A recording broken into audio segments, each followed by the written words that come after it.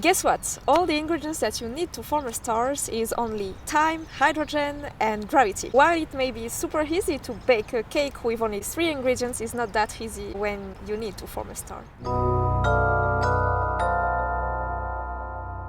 My name is Bordier, and currently I am working at ESO as a PhD student. Away in the Milky Way there are regions that we call molecular clouds, and these clouds are made of coal dust and gas. If these clouds are massive enough, they only need a very slight help from an external source to trigger star formation. And this little push or this little help might be the explosion of a nearby supernova, for example. Little moves are triggered within this very big cloud to the point that the center of the cloud gets denser and denser and hotter and hotter. Why? Mainly because when you shrink matter into a smaller space, you increase the density and also drive up the heat. This is the perfect environment for the molecules within the cloud to be brought together, to fuse and to stick.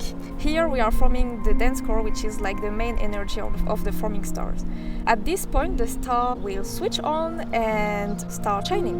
The remaining material in this cloud will turn into a disk around the forming star, and this disk will actually feed the central star by accretion, but will also be the place, the location where the future planets will form. Now you may remind from previous videos that most of the stars that are in the sky have a companion, and there is no exception for the massive stars.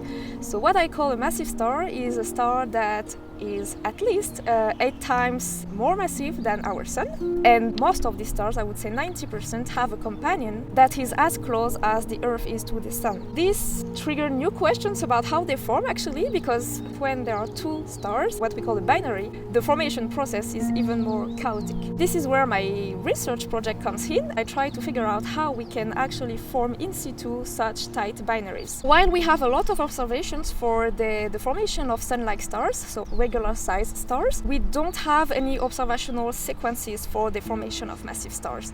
And actually it's because it's very challenging to observe the massive stars, but it's a challenge that I really want to meet.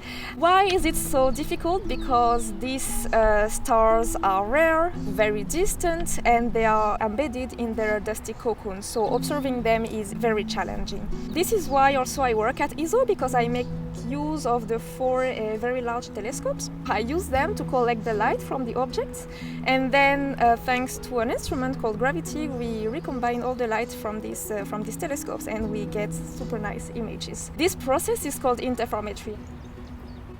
So my work mainly is to explore the environment of these stars, to know whether they have companions, and to know exactly when during the stellar evolution these companions were created and when they came very close to the central star. I hope you enjoyed this video, that you learned a lot about massive star formation and also star formation. I will leave you here, and keep in mind that if you want to build a star at home, you need 3 ingredients: time, hydrogen and gravity.